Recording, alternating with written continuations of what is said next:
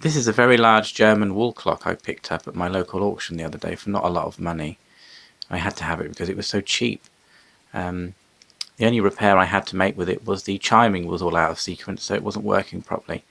And after about half an hour or so of working the chiming sequence out, it's run perfectly ever since. I've stopped it now so I can demonstrate to you the chimes.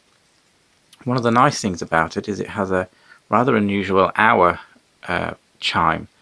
Mostly on these wall clocks that I've had in the past, they tend to just play a chord, and you either have a set of chime rods solely for the striking and a separate set for the Westminster chime, or in some of them they will just hit the Westminster rods in a sort of chord arrangement. But this one uses two rods only to make a rather convincing bell toll, which sounds almost just like a bell, a church bell, which is not something I've ever heard these clocks with chime bars sound quite convincingly. Tubular bells sound very much like church bells, but the chime rods so very often don't sound anything like a real church bell. They have their own particular sound. Also, the coiled gongs tend to have a lot deeper resonance and sound a little bit more like church bells, but generally the only thing that sounds like a church bell is the tubular bells in very large grandfather clocks. This is a very large wall clock. I'm quite far back to try and get it all in shot, and I've put the phone in the portrait position to get it all in. If you compare it to this grandfather clock, it's almost about half the size of the grandfather clock, which is very large for a wall clock. It's a German one, and there is no maker on the actual movement, so I'm not entirely sure who made it.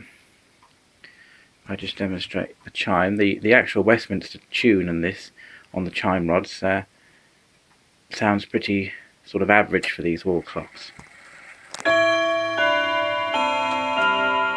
So it has a very nice deep resonating chime.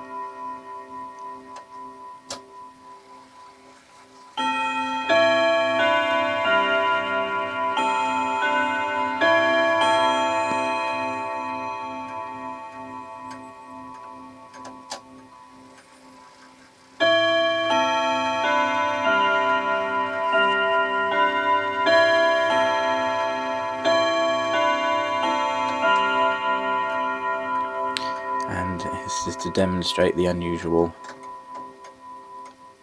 strike. So that's the Westminster tune.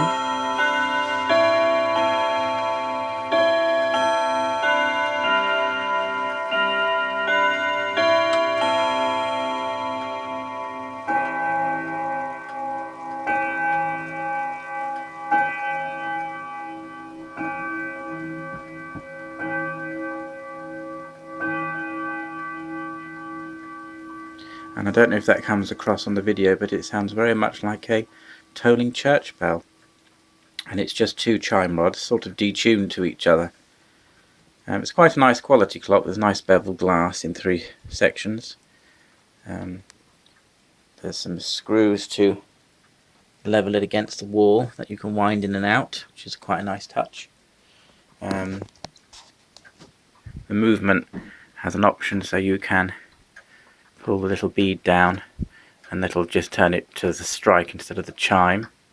There's a lock to lock all the chime bars in place so they don't get damaged in transit.